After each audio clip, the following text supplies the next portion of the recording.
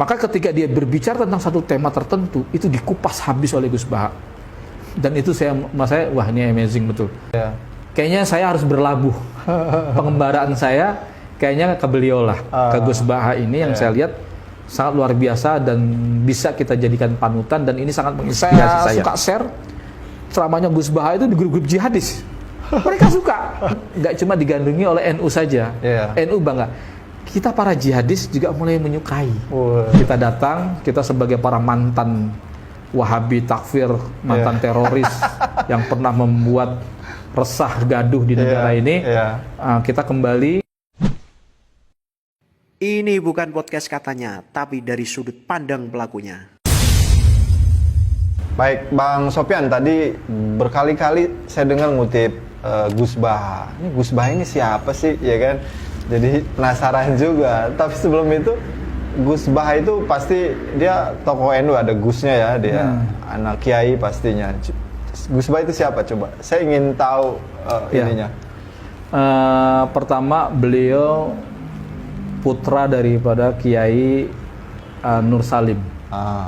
Makanya dia namanya Gus Bahauddin Nur Salim gitu. Nama lengkapnya itu ya? Iya, dia pesantren di Nurukan, pesantren Quran, hafid, tahfidz di sana, dan beliau termasuk murid Mbah Maimun Zubair, dan dia sering kutip Mbah Maimun ada sebagai gurunya. Nah, dia di pesantren Al Anwar, dia tidak kemana-mana, nggak banyak pesantren yang dia datangi, tapi hanya Al Anwar saja, dan belajar dengan bapaknya masalah hafalan Quran, dan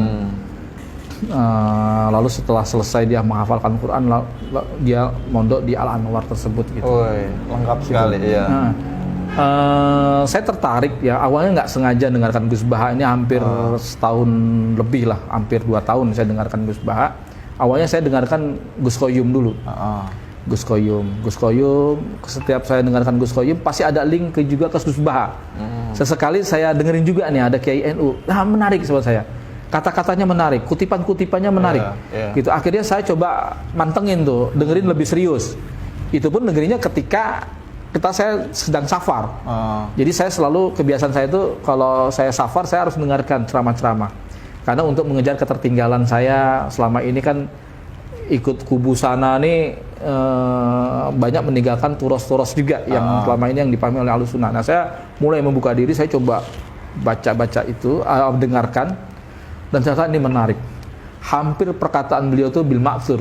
Bil ma'tsur itu maksudnya tuh punya riwayat semua. Ngutip bukan cuma Quran hadisnya saja, tapi akwal ulama, kaidah-kaidah usulnya itu keluar semua. Sampai nazoman alfiyah, nazoman imritinya atau nazoman semuanya tuh dia hafal semua.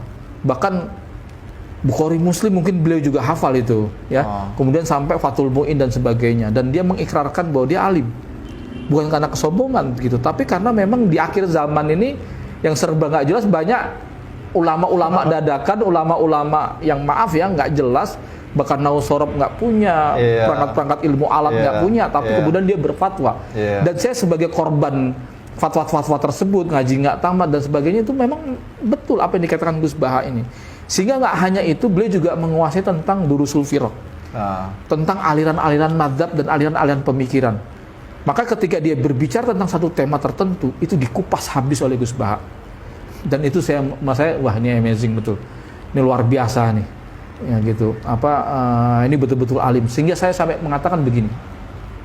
Dari pengembaraan saya dalam mencari seorang ustadz, guru atau kiai, dari kelompok-kelompok kubu sana, dari Ikhwanul Muslimin sampai kelompok Salafi, saya pikir ini sudah tuntas. Ternyata ada yang lebih alim lagi, ada yang lebih keren lagi.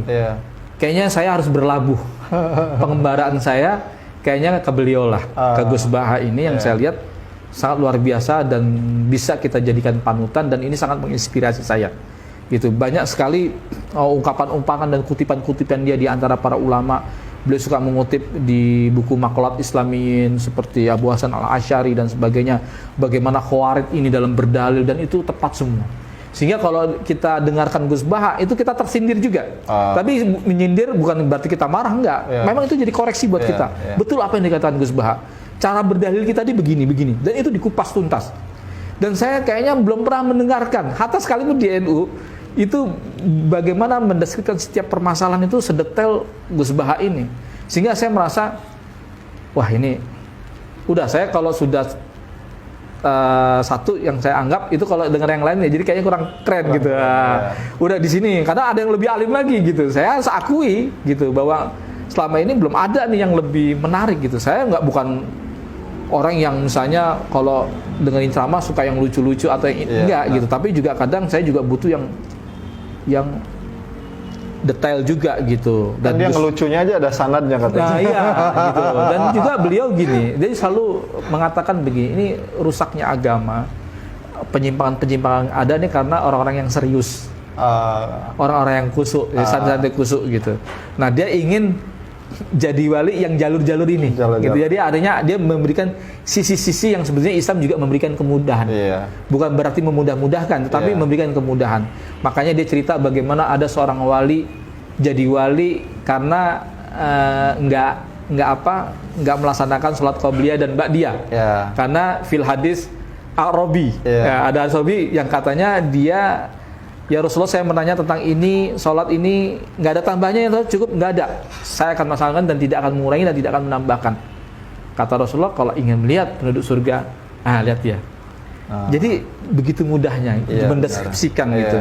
Dan dia juga menyindir kita begini, bagaimana mungkin kata Gus Baha, orang yang sudah 80 tahun, 70 tahun kafir hanya gara-gara satu kalimat saja yaitu la ilaha illallah, kemudian cuma gara-gara salah matok jatuh kafir dia. Nah ini kan menyindir orang-orang takfir, orang-orang Wahabi takfir ini. Saya Wahabi, saya tambahin takfir ya, bukan karena Wahabi ada juga yang nggak takfir gitu. Dia bicara yang takfir, itu suka memandang setiap dosa itu dalam satu derajat, dalam satu hukum. Walam yarol iman ila martabatun fil hukmi gitu. Tidaklah mereka melihat keimanan itu seperti satu derajat di dalam sebuah hukum. Jadi kalau orang Islam lalu kemudian dia melakukan amalan kekufuran atau kesyirikan, maka sudah otomatis gugur keislamannya. Maka dia kafir. Padahal tidak setiap orang yang melakukan cabang-cabang kekafiran, ya kan, itu otomatis dia jatuh pada kekafiran. Gitu.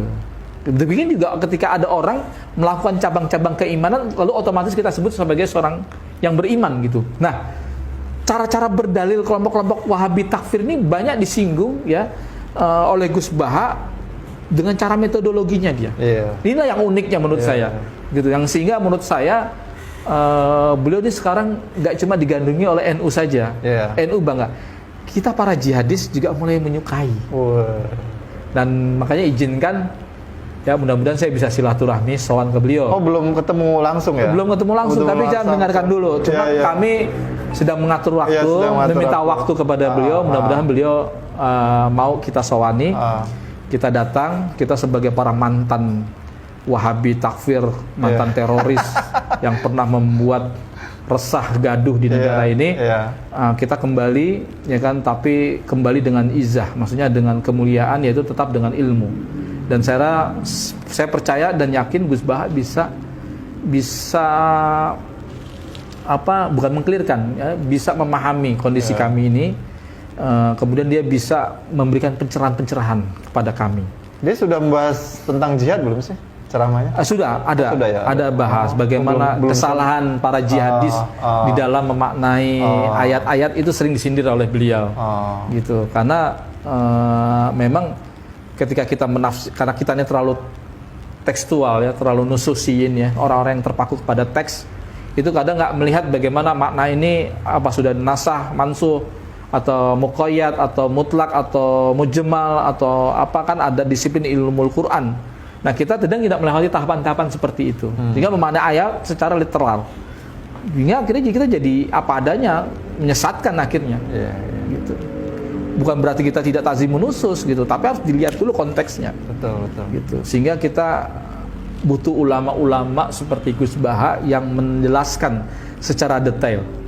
Gitu. Saya sangat luar biasa ini. Itu yang jihadisnya kelompok mana, Ustaz? Ya, kalau untuk kelompok jihad nggak mungkin mereka ini ya, karena mereka sudah tidak ada kelompok-kelompok jihad yang mulai membuka diri, yang kemudian tapi mereka tetap mencintai Islam, ingin belajar Islam. Yang benar tuh yang mana sih? Karena hasil eksperimen mereka ini gagal, ceritanya gitu, masuk penjara. Terus lantas kita Islam yang kudu seperti apa gitu. Sampai kemudian muncullah Gus Baha. Jadi teman-teman ini menemukan, oh ini ternyata yang menjelaskan seperti ini nih. Jadi kita ini kehausan, ketemu akhirnya. Ya Allah takdirkan kita ketemu seperti Gus Baha. Dan beberapa saya tawarkan, saya suka share ceramahnya Gus Baha itu di grup-grup jihadis. Mereka suka. Wah ini majen oke. Makanya kemudian artinya masuk yang nggak ditolak langsung. iya. Nah kemudian kayak ada kasus-kasus, maaf ya, politikus NU yang agak-agak manuver tersebut, agak pragmatis. Mereka nggak lagi lihat itu. Coba dulu lihat Gus Baha dulu pendapatnya. Gus Baha pasti nggak begitu. Wah jadi gitu. Ini Gus Baha ini jadikan standar. Jadi standar ya. Nah ini kan berarti sudah ada objektivitas dalam melihat sebuah persoalan. Betul. Ketika ada yang manuver-manuver yang rodo-rodo ngeselin bagi sebagian kubu sana, mereka nggak lantas melihat itu bagian daripada NU itu sendiri. Iya. Tapi mereka lihat Gus Baha dulu. Gus Baha aja begini gitu. Akhirnya ini perkembangan yang luar biasa. Mudah-mudahan lancar Bang ya. Amin, insya Allah. Dan ini Murad ini emang wali. Ini khusus atau bisa ini gak sih di iniin temuannya nanti? Saya rasa nggak juga ya, karena kan di Gus Baha juga ada santri-santri dalamnya dan sebagainya. Saya juga mereka akan pasti mengabadikan momentum dan sebagainya. Ya abang kalau mau meliput kita juga nggak masalah nih. Ini harus diabadikan. Ini sejarah betul, ini menarik gitu. Dalam catatan-catatan pengkaji soal. Iya, apalagi kalau kita mau masukin di YouTube, kalau kita ngambil dari YouTube-nya si misalnya orang Nurukan kan kita kena teguran. Nah kita harus bawa kamera juga mengabadikan sendiri, sehingga momentum-momentum yang menarik ini bisa ini. Saya rasa penting itu. Ya menarik. Saya kira itu Bang. Saya kira menarik. Udah panjang kali lebar. Tapi sebelum berakhir nih ada tes dulu nih buat Bang Sopyan. Kalau saya kasih dua pilihan Bang, lebih nyaman mana nih Bang Sopyan ini? Bela agama apa bela negara? Sebetulnya ketika kita mencintai agama ini, itu tidak berbenturan dengan cinta kita kepada negara kita. Sehingga terkadang saya juga tidak mau berbenturan dengan hal itu. Karena jangan sampai kita seperti kubu-kubu yang lain, ketika kita mencintai negara, berarti kata kubu sana bermasalah dengan keislamannya. Atau ketika kita mencintai agama kita, berarti juga bertentangan dengan negara gitu. Sebetulnya itu tidak bisa terpisahkan antara kecintaan kita kepada agama, lalu satu sisi kita mencintai tanah air kita. Karena Nabi sering juga ketika dia hijrah ke Madinah, beliau begitu berat meninggalkan tanah airnya. Iya betul. Karena cinta tanah air itu fitrah. Mau kita sukses di negara orang lain itu pasti ada cinta kita ingin balik pulang kampung. Maka ada kebiasaan di setiap hari raya Idul Fitri orang berbondong-bondong pulang ke kampung. Karena mau itu fitrah. macet apapun ya. Mau macet apapun dijabanin. Karena itu fitrah. Maka saya bilang itu bisa bersamaan ketika kita cinta kepada agama kita, di satu sisi yang sama kita juga bisa mencintai negara kita. Maka untuk itulah yang dilakukan oleh Kiai Haji Asyam Asy'ari dalam mempertahankan kemerdekaan kita.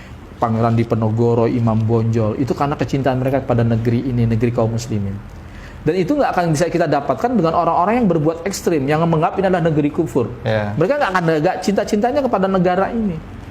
Karena mereka beranggapan kalau sudah cinta kepada negara, sudah pasti dia nggak akan cinta Islam. Atau sebaliknya, kalau sudah cinta Islam, udah nggak boleh kepada cinta negara. Ini pemahaman yang salah gitu. Saya rasa, saya mencintai agama dan negara ini. Ini tanah air kaum muslimin, ini negeri kaum muslimin. Kita harus jaga, rawat baik-baik, kita terus berdakwah, ya kan? Dan saya mati di sini, hidup di sini, mencari makan di sini untuk keluarga saya, dan itu tidak akan berkurang sedikit pun ketika saya berislam secara kafah gitu. Baik, makasih Bang, waktunya, penjelasannya, kesaksiannya khususnya ya. Ini sudah di acara Sudut Pandang. Jangan lupa subscribe, komen, like, sebarkan ke banyak tempat untuk acara ini. Sudut Pandang ini sudah kita katakan bahwa ini bukan katanya, tapi dari sudut pandang langsung para pelakunya. Terima kasih Bang, kita cos lagi. Wah, terima kasih dari saya. Assalamualaikum warahmatullahi wabarakatuh.